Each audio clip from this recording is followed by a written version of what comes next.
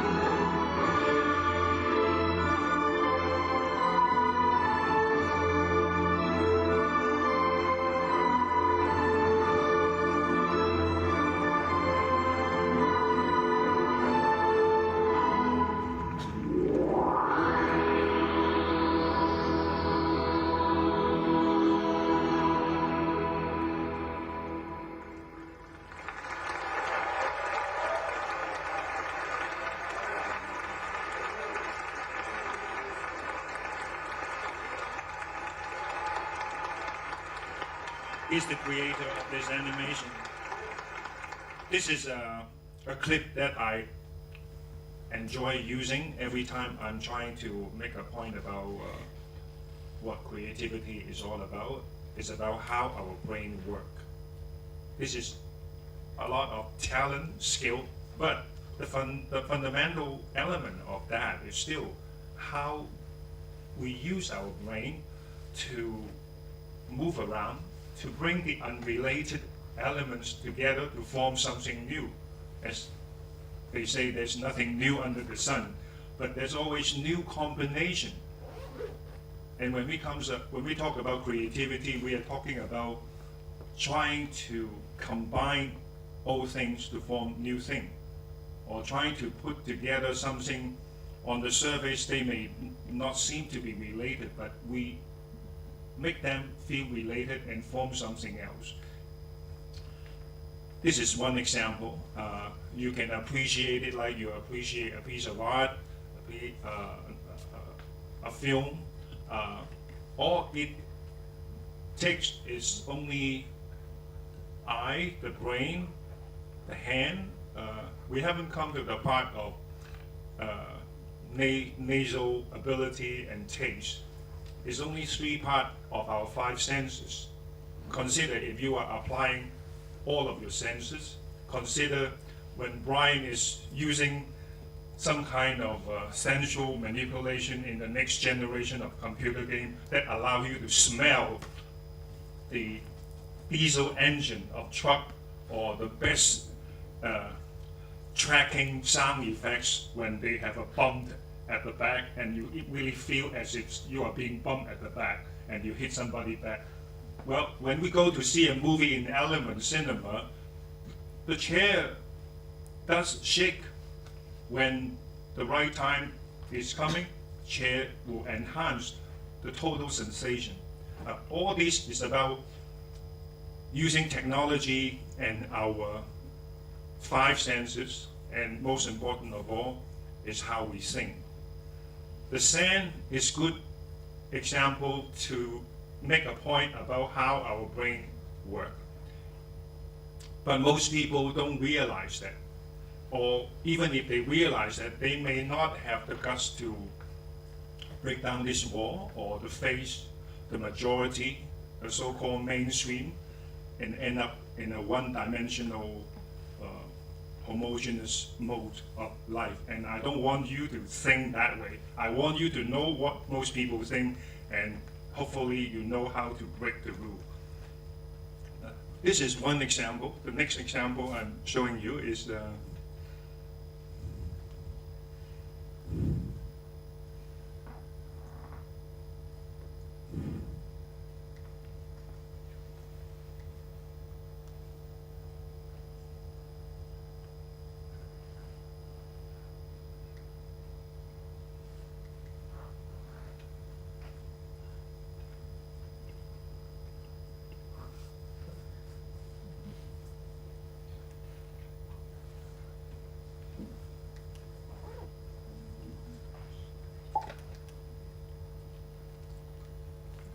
Thank you, Kelly. Now, if we study creativity, let's go back to our cultural roots. The word creativity that we use is in English, but the Chinese interpretation for creativity is there thousands of years. It's not from Oxford Dictionary. It's not from Greek mythology, but it's from Chinese combination character. The left-hand side, I know everyone will know what it means, is a storage. The right-hand side is a knife, 從刀部.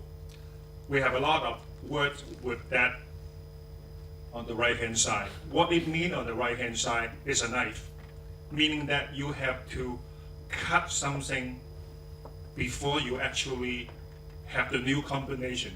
That's how Chinese interpret creativity. Now, I would say that's one way to look at things. That's one way to look at creativity. But very often, socially, we have to face this dilemma. Whenever we have a new idea, most people will say something not so supportive. Probably you will spend your whole life facing that, whether you are architect or interior designer or product designer, because you are showing people something they haven't seen before. You are telling people an idea they haven't thought about before. So in their frame of mind, you are using a knife to cut, to destroy what they already learned. You might be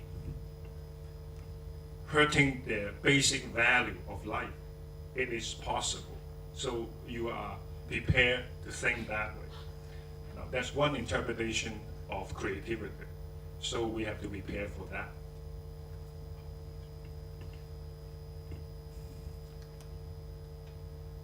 The next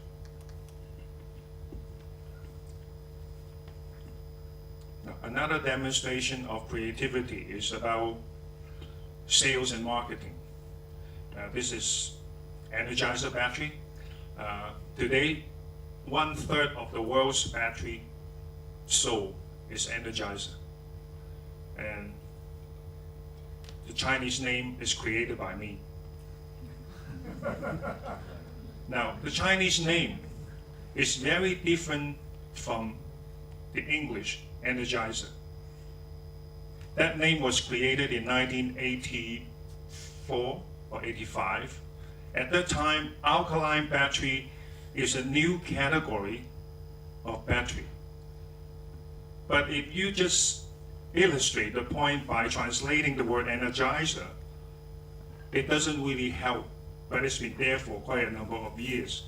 I make it a very more aggressive and market oriented approach to give it a Chinese name that gives the real meaning, a meaning that motivates the target consumer to pay the extra money to buy the extra quality. That's why I gave it 勁量. 勁 means power, but in what way? I know power, but what exactly do you mean? In quantity, in volume, that's the second character meaning. So it's powerful in quantity. Now that is a very important marketing thinking. You lead the consumer to think exactly the way you want them to think. Because the original meaning, Energizer, doesn't have a very explicit meaning. So we have to come up with a solution to improve it or you correct it. Now, I talk about problem and solution. Without that problem, I won't be able to demonstrate my creativity. So I have to thank this problem for giving me that opportunity, that give a Chinese name to connect the consumer and the product and make it 1/3 of the world's sales in battery. Now that is a good example of facing a problem, and thank you for the problem.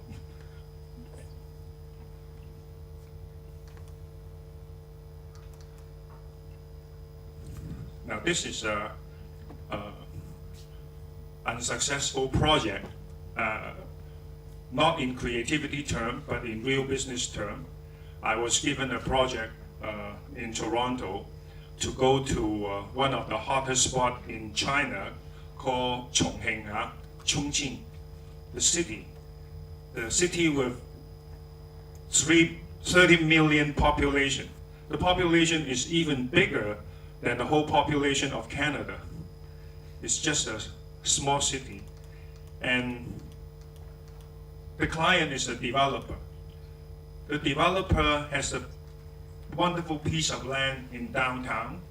So as a creative consultant, I recommended something like a landmark kind of architecture form for that building.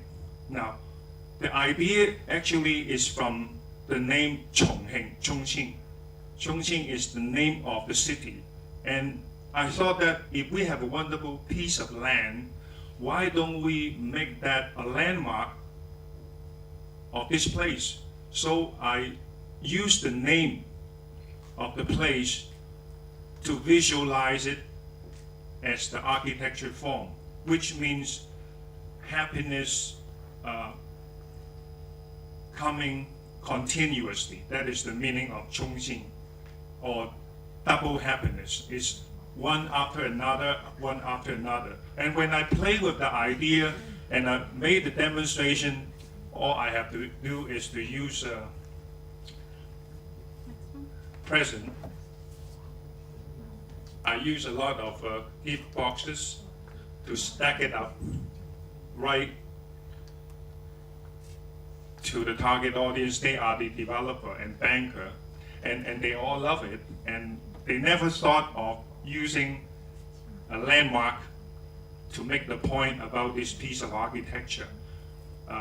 Now it is a very nice idea, everybody love it. It's just the last stage, the investor didn't have sufficient funding, and the banker, and they have some problems, so this project was on hold. But everybody remember something did use this mentality to solve that problem and giving the landmark meaning to the place. Now that's how creativity solve a problem again in architecture.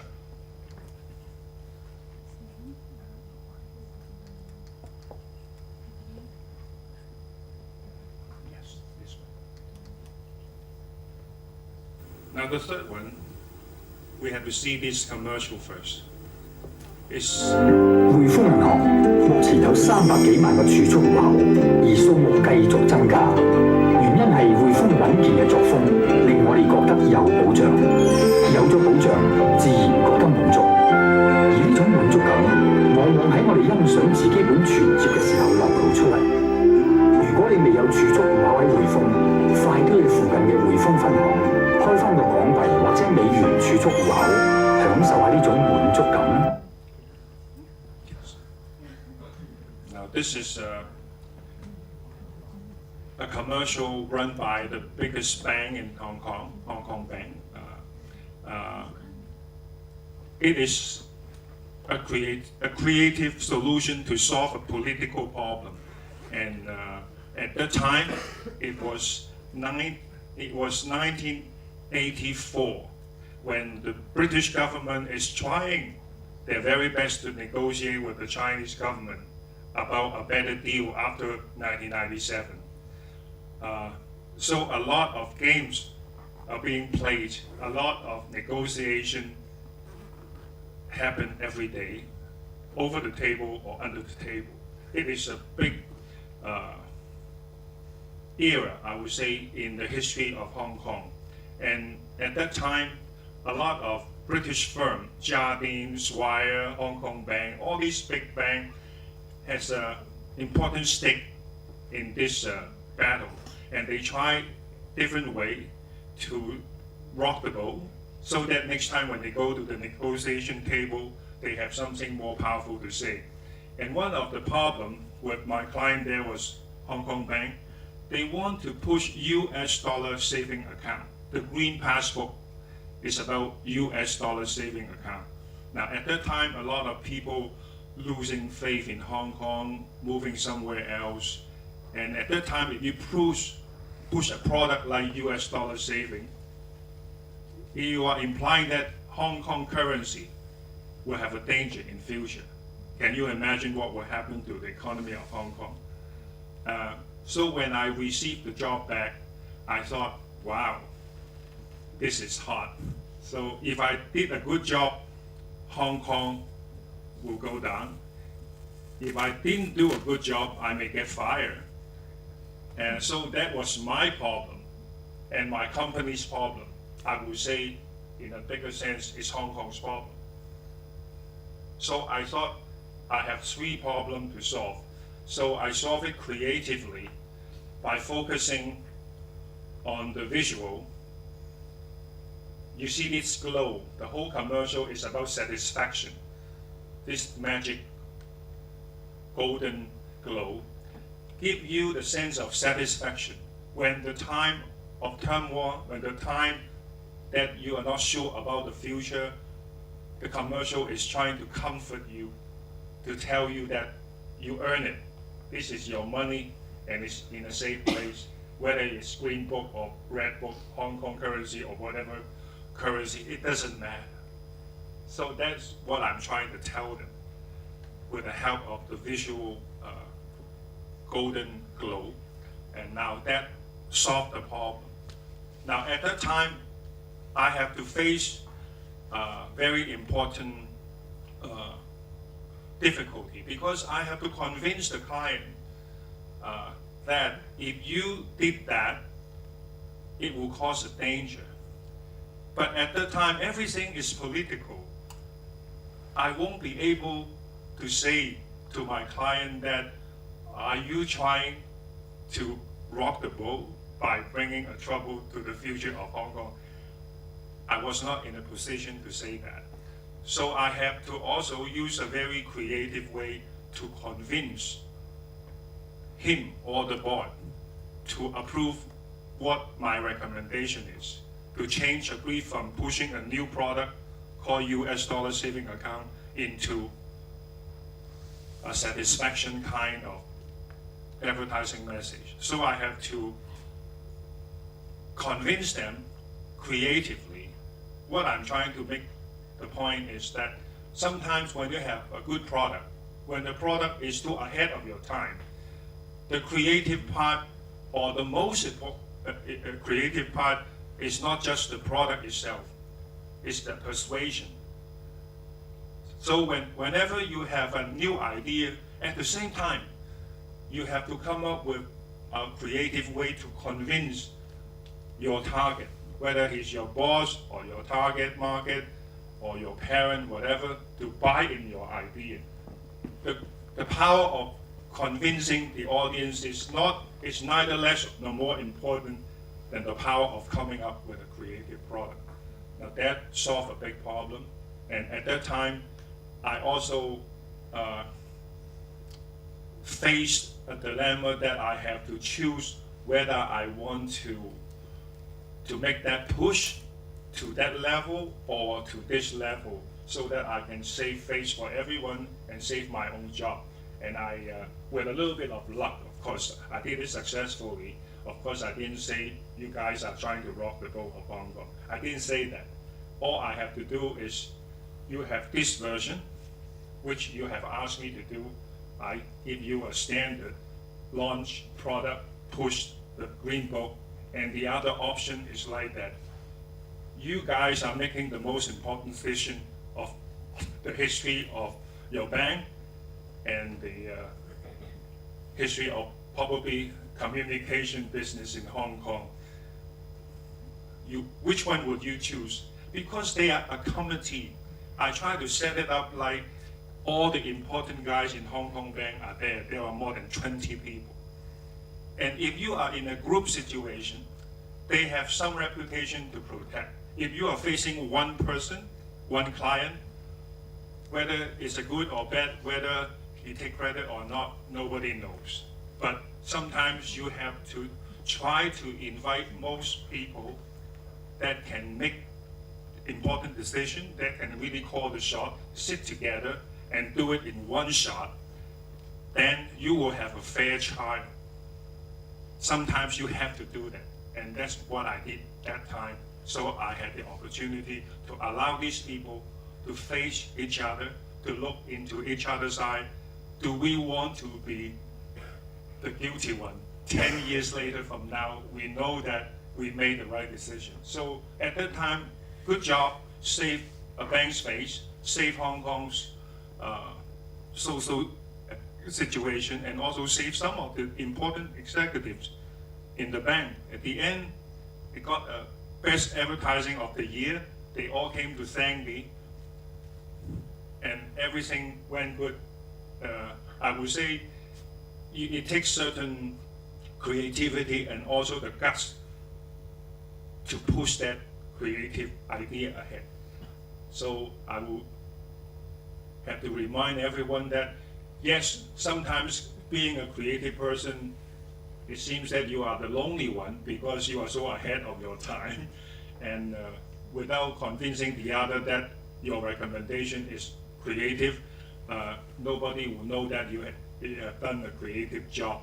So I have a few solutions. This one solve a political problem, the other energizer one solve a sales problem, and the other one, Chongxin, solve architecture problem. And at the moment, I am working on something for the gifted children of Hong Kong. I'm working on it. It is a joint venture operation by the Hong Kong government and the Hodong Foundation, because I see most people suffer from the education system of Hong Kong for the past 40 years. Now, people in the secondary school, they don't have art education. So whether they call these gifted children who are successfully recommended by the headmaster to join the program, actually the more gifted they call themselves, I would say the more handicapped they are. Because you are spending most of your time getting high grade, straight A student, while the other healthy kids are playing with the kids from the neighborhood. So I just want to tell them that if this gifted program is running well, probably with the help of art education, will balance them a bit before the mind closes up, so that when they wake up, it's already midlife crisis and doesn't realize that they lack something in the childhood. So that's what I'm doing now. That's why I take early retirement, because I think education is important. I see a lot of my peers suffer from that, and I see when they reach age of 40 and 50, something weird happen, and they don't know how to solve it. And I think creativity is part of that. And to do that, you have to go into the root of education to compensate what the system is lacking. And that's why I take early retirement. Actually, the reason why I want to be in business 30 years ago, not because I want to make more money, not because I want to own something. My motivation to start my own business actually is just to protect my creative freedom. That's all. So it's the mean and end is mixing up. You can consider that way. So if you think that creativity is really your life, the first thing you have to protect is creativity. And full autonomy of your life is important. If you step into a company, you are only doing things that your boss wants you to do, or some boss don't want to deal with that part, they give it to you. So you never have full autonomy unless you're very lucky, you bump into a company, bump into the boss that share the same vision, but that seldom happens. Bill Gates made this point in his famous speech in one of the universities in America. He said that, wow, guys, if you think that your boss is nasty, your teacher is nasty, wait until you see the real world. You have so many nasty persons. Now, in that context, I would say to be a creative person, one good thing about that is you live a good life because you take responsibility on the decision that you make. Compared to most people, they are following systems.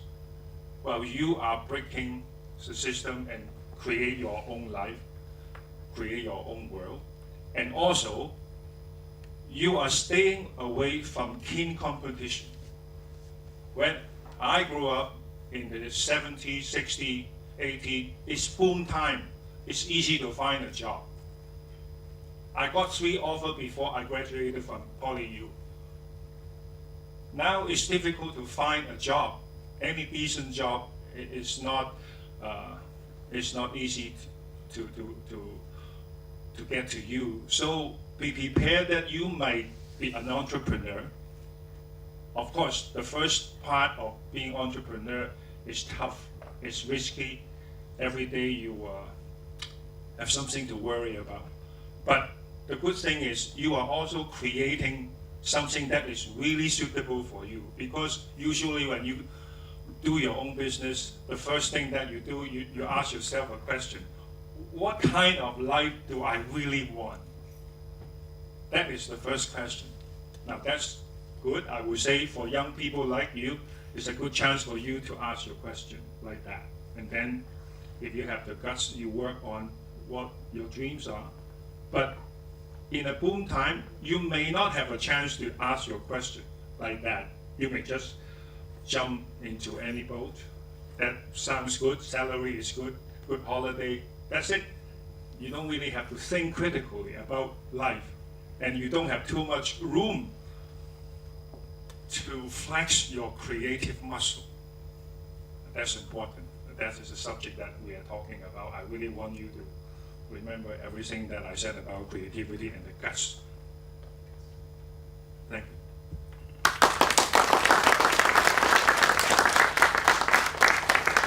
you. Any questions? Yes. I'm very interested. Speak louder, please. I'm very interested in how you get into the industrial, the creative.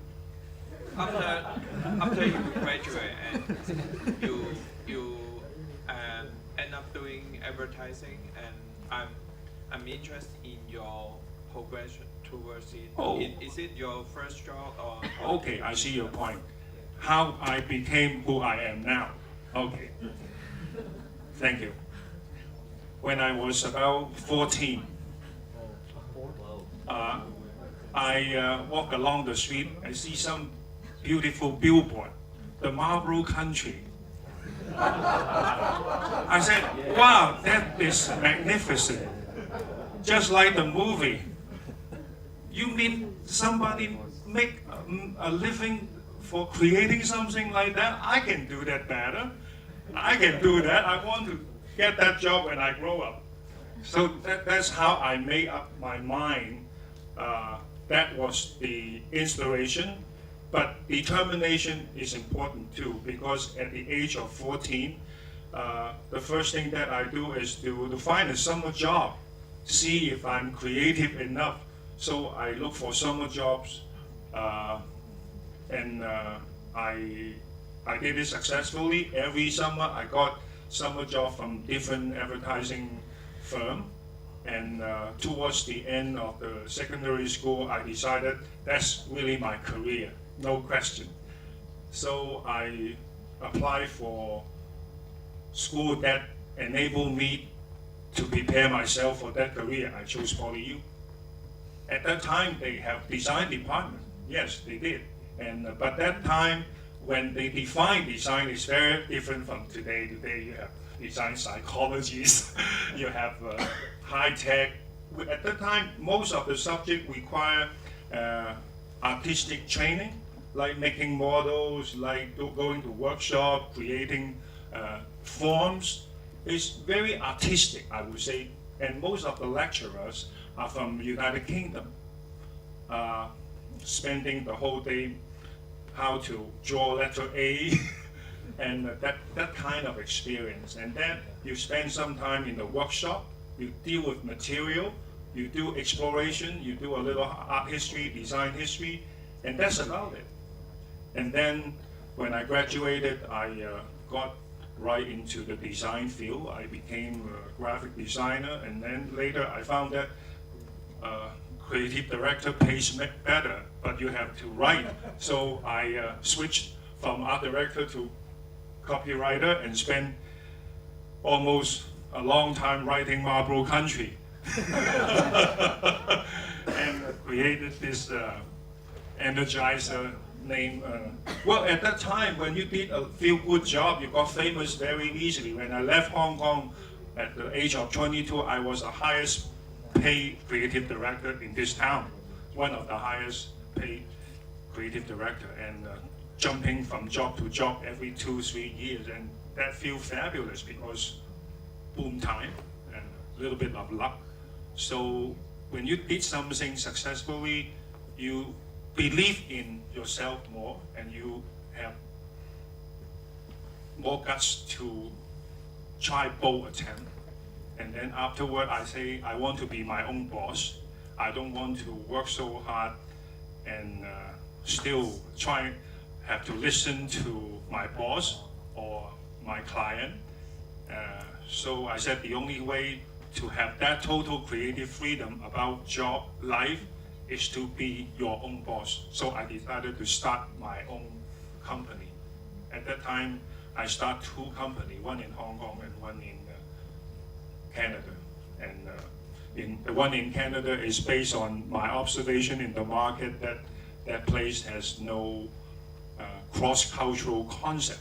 And the idea of cross-cultural concept is about better efficient advertising, because if you try to translate everything from English or French into Chinese or into Vietnamese, you will lose some flavor. Sometimes you lose the total concept. So it doesn't mean anything. It doesn't connect effectively with the target audience. So I thought that to do that effectively, you have to speak from the heart. You have to understand the language and culture.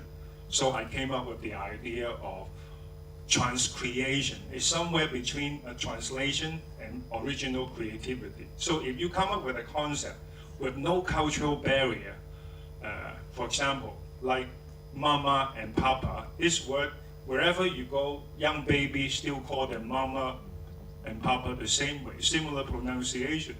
But there are many very local concepts that work very beautifully with local people, but once you cross the border, people don't get it. So you have to come up with concept with no cultural barrier. Well, even the Marlboro country has a lot of cultural barrier. Most people from Asia see Marlboro cowboy as the mood they see Hollywood movie. What they look up to is Hollywood movie. It's very different from Americans see American cowboy. So the cowboy that you see in Hong Kong from Marlboro country are clean and tidy, fashionable looking cowboy like Paul Newman. It's very different from the original cowboy that Americans see in America. They're rugged cowboy. They are different cowboy. It's just the brand hold them together. So it's about cultural sensitivity. Yeah, have I answered your question? Anyone? Yes. First, I really admire your persistence in keep doing in advertising field, because this is what I can achieve. Actually, I majored advertising in my undergraduate years and interned in some advertising companies. And after that, I determined to change my role. And what I want to ask you is actually how do you deal with the conflict between your creative idea and the real marketing? Because several years ago, this is a problem that I always met. For example, I have a very good idea, a very creative idea, but when I have to put it into the real market, I have to change it, or even recreate a new idea. So that really disappointed me. So I believe that you might meet these situations. So when you're in this situation, how do you deal with it? It's natural. As a young creative person, we all have to face so-called reality. Reality is different folk, different stroke. There are millions of people out there with million different kind of thinking style, with basic values difference, cultural difference. So how can you be sure that your idea is creatively acceptable, not creatively indulging? Most people call themselves creative is because in their opinion, it is very creative. It's like, have you ever convinced your girlfriend or your mother or your father to let you do something and give you some money to support it? Very difficult, not easy. No. If you have an idea and your friends support it, they all think that is creative. the new Nike shoe fits your new baseball cap perfectly. Your mother may not think that way. So when we talk about creativity, we have to consider two parts. The first part, of course, is original. Have you ever seen this before? Do you think the whole world has seen anything like this before? Now, that's the first criteria. The second criteria is how many persons out there understand this? Now, if you just do it for fun, like writing a poetry or making your own basement rock and roll music, the first part will satisfy. But if you are trying to make money with your creative product, you have to think the second one as much as the first one. How many persons will pay and buy what I have created? Movie is a good example. There are millions of movies produced in India every year, but not all of them will satisfy the world market. When you talk about the world market, you are not just talking about originality, you are talking about perfectionism, you are talking about cultural relevance and appetite, a lot of distribution channel, a lot of these factors. All of these will have their own stakeholder. Some stakeholder may destroy your creativity by saying that product is irrelevant. And when you hear words like that, you have to be confident that what they are saying only suggests some opinion.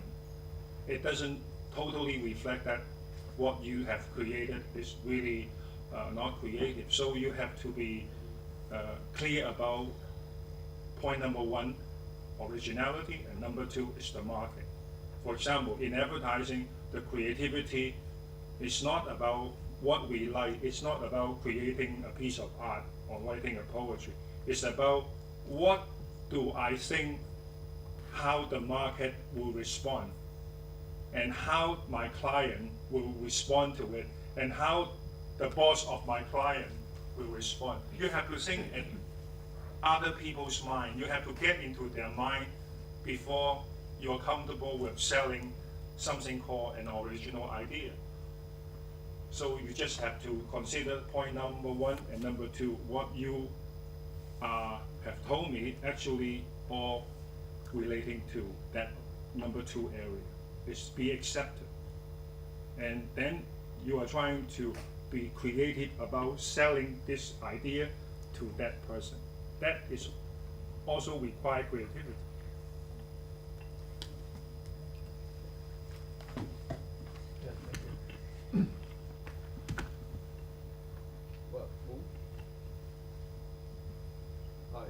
I can hear you.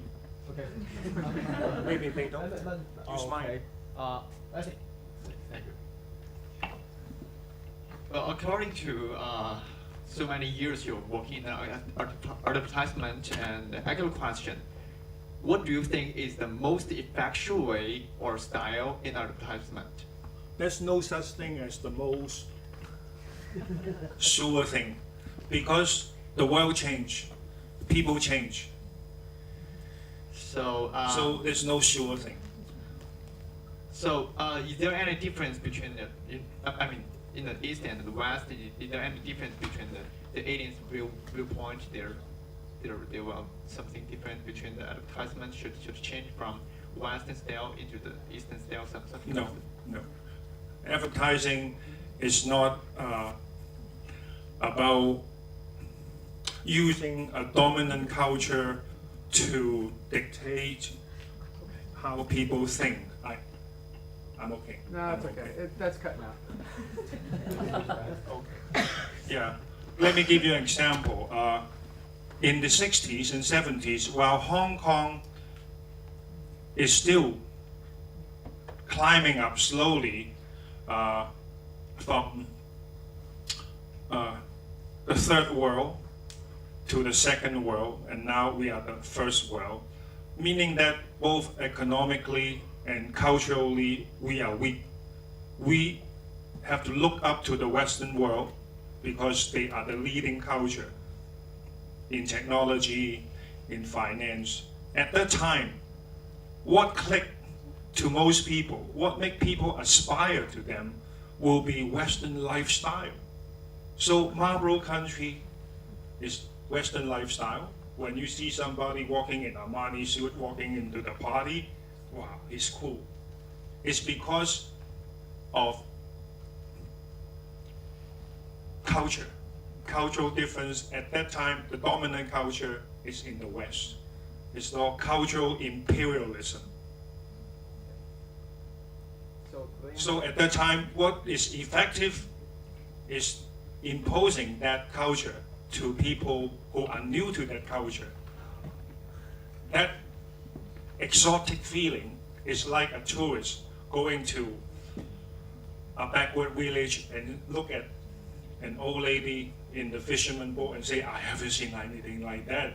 I am surprised and thrilled because you haven't seen anything like that. So you find excitement from that. And in advertising, the first thing that we want to do is to excite people, make people feel good about life, make them feel wild and go crazy so that they will buy something that they don't really need. That's most advertising are doing at that time. But now the world is getting flatter and flatter. That's the difference between you and I, or your uncle in Shenzhen, or your nephew in California. Not big difference.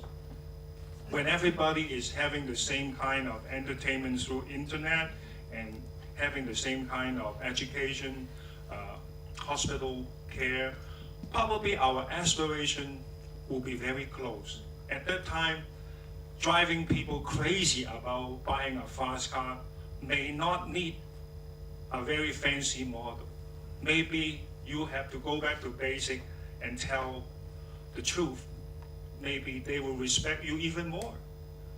So at different time, for different people from different demographic and psychographic background, you have to use the right language and content to motivate people, to convince people, to make them feel good about themselves, or to stop dreaming. At that time, we want people to dream. Now, we have different kind of advertising. Some are driving people crazy. Some are trying to tell people to slow down and be realistic.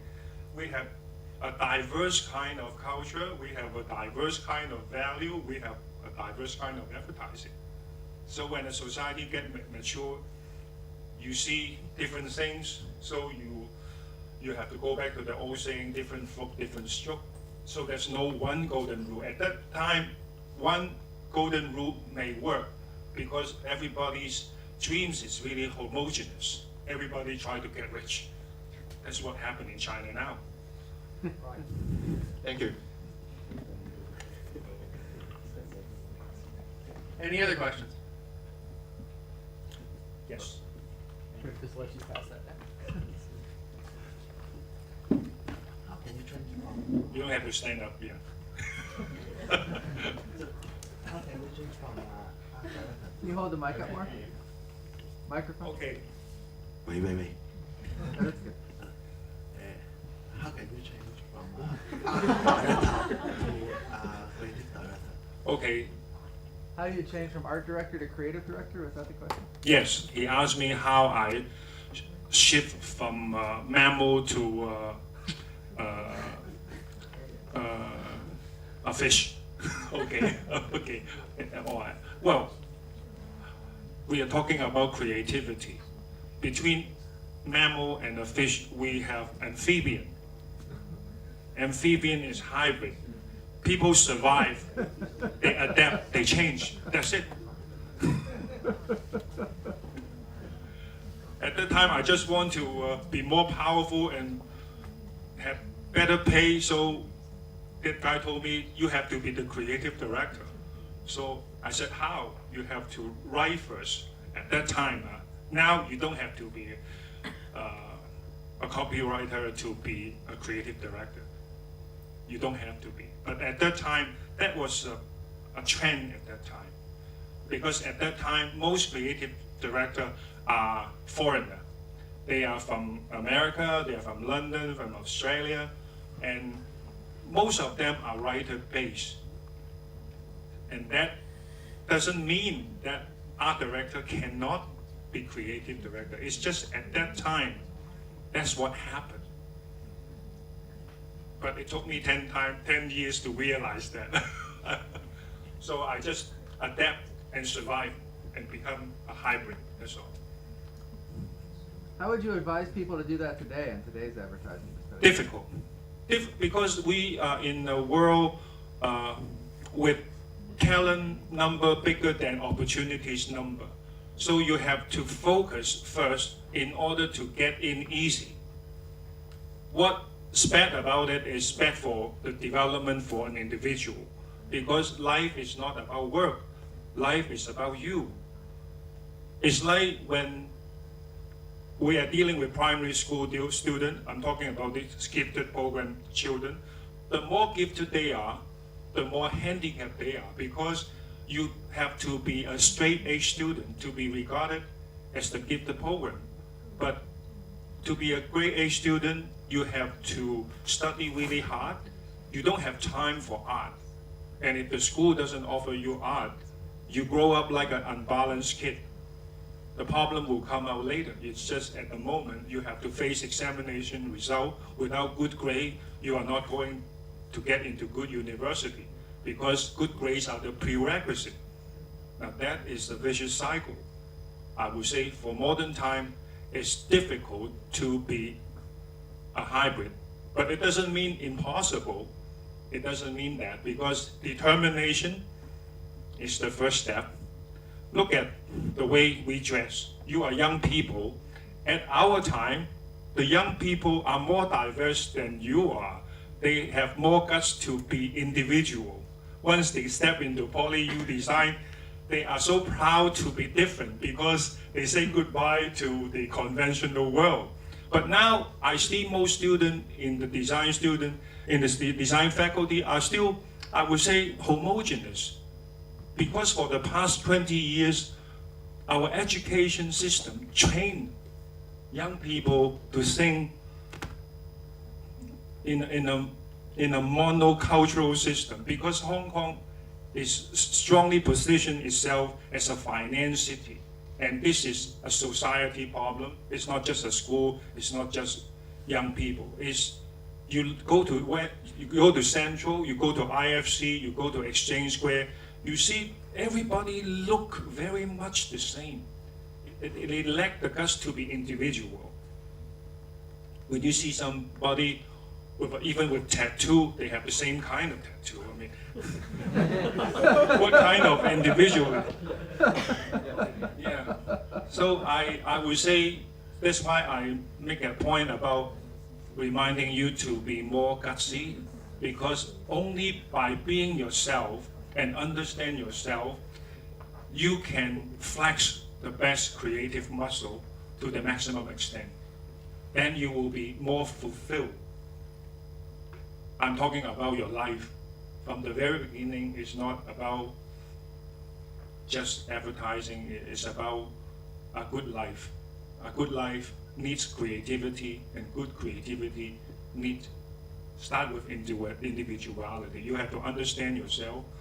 And to do that now here in Hong Kong, it takes guts. Because what you are doing, what you will be doing, may not be approved by the majority. Well, in the 60s, we have the hippies, right? It's just the hippies made it. So hippies became the icon. But what if hippies didn't make it? Then we are just a bunch of young people who enjoy sex and drugs, that's all.